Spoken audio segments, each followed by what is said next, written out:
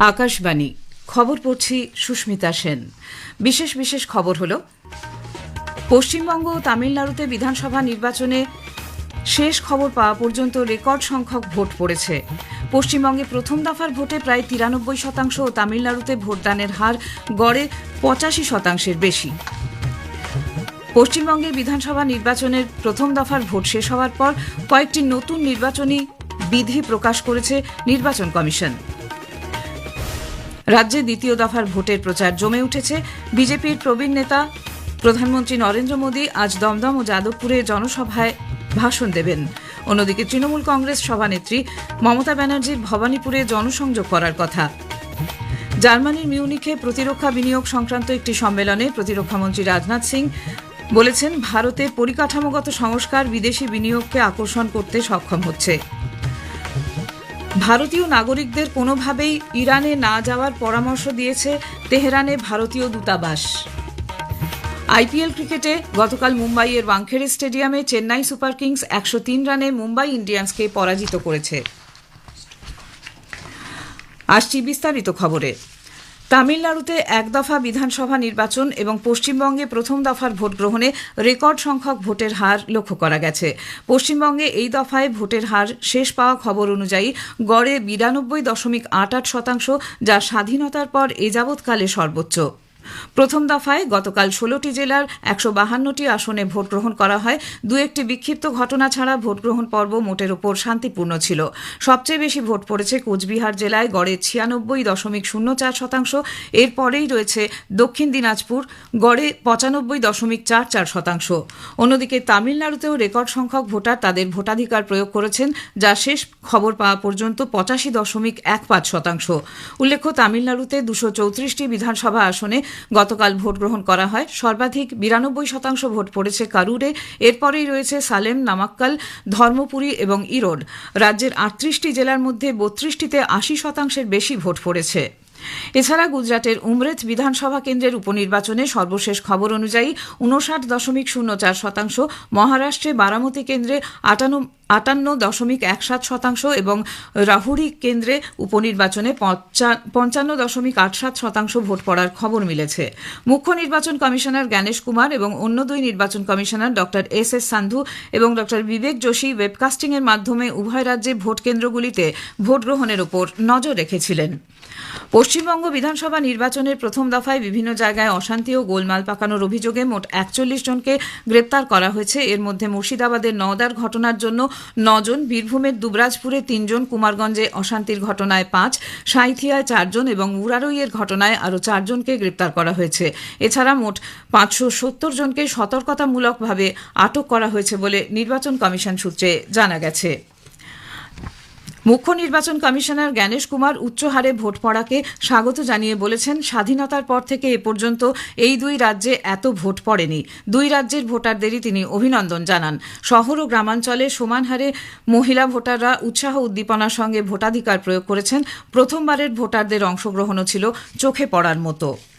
বিজেপির প্রবীণ নেতা কেন্দ্রীয় স্বরাষ্ট্রমন্ত্রী অমিত শাহ পশ্চিমবঙ্গে প্রথম দফার ভোটের গতি প্রকৃতিতে সন্তোষ প্রকাশ করেছেন। হুগলি জেলার বলাগড় ও পুরসুরায় গতকাল জনসভায় ভাষণ দিতে গিয়ে তিনি বলেন, মাত্র কয়েক ঘণ্টার মধ্যে বিপুল সংখ্যক ভোটারের উপস্থিতি প্রমাণ করেছে যে মুখ্যমন্ত্রী মমতা ব্যানার্জি সরকারের পতন আসন্ন।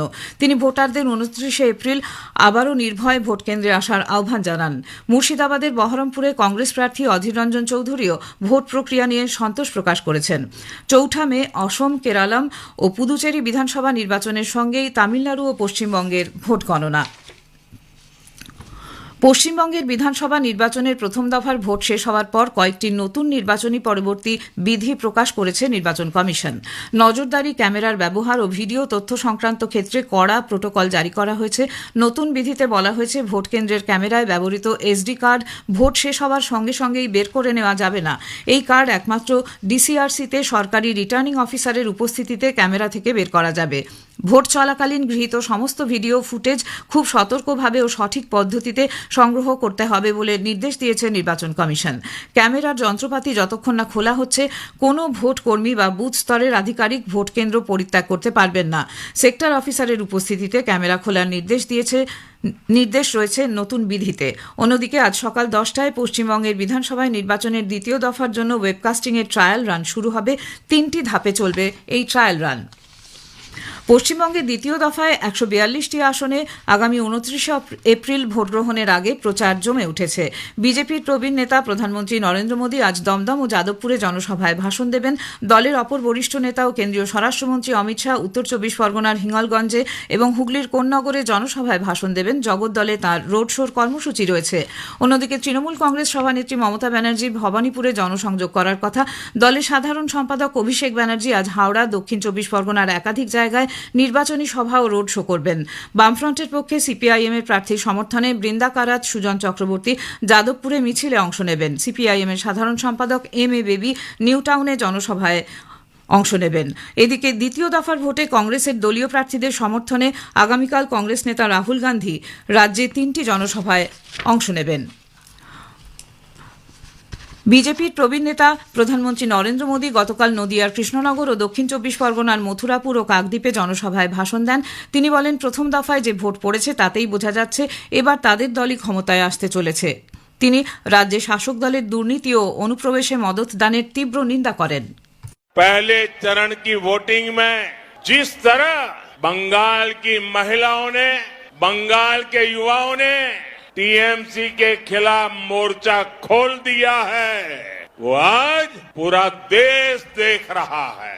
बंगाल में हो रहा बम्पर मतदान ये साफ साफ दिखा रहा है कि भय हार रहा है और भरोसे की जीत पक्की है।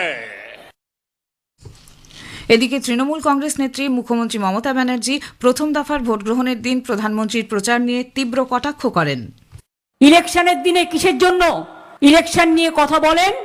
ইলেকশনের দিন আপনি সকালবেলায় বেরিয়ে পড়েন প্রতি ইলেকশনে। আজকে সকাল থেকে এসছিল গরম করতে। বিজেপি এজেন্ট তো নেই, ও তো এজেন্সি। প্রধানমন্ত্রী নরেন্দ্র মোদী আগামী রবিবার 26 এপ্রিল আকাশবাণীতে মন কি বাত অনুষ্ঠানে দেশ বিদেশের মানুষের সঙ্গে তাঁর চিন্তাভাবনা ভাগ করে নেবেন। এটি হবে মাসিক এই বেতার অনুষ্ঠানের 133তম পর্ব। আকাশবাণী ও দূরদর্শনের সবকটি চ্যানেলে সকাল 11টা থেকে এই অনুষ্ঠান শোনা যাবে। খবর শুনছেন আকাশবাণী থেকে। প্রতিরক্ষা মন্ত্রী রাজনাথ সিং বলেছেন, ধারাবাহিক পরিকাঠামোগত সংস্কারের ফলে ভারত এখন বিনিয়োগকারীদের কাছে অত্যন্ত আকর্ষণীয় হয়ে উঠেছে। মিউনিখে গতকাল প্রতিরক্ষা বিনিয়োগ শিখর সম্মেলনে জার্মানির প্রতিরক্ষা সংক্রান্ত বিনিয়োগকারীদের সঙ্গে আলোচনা প্রসঙ্গে তিনি বলেন, ভারতের সঙ্গে যৌথভাবে উৎপাদন করার জন্য বহু প্রতিরক্ষা সরঞ্জাম উৎপাদক কোম্পানি এগিয়ে এসেছে।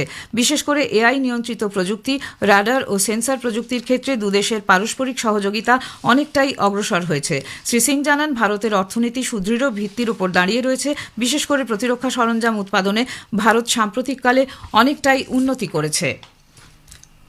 I have come here not only as a defense minister of India, but also as a committed advocate of a stronger India-Germany defense industrial partnership.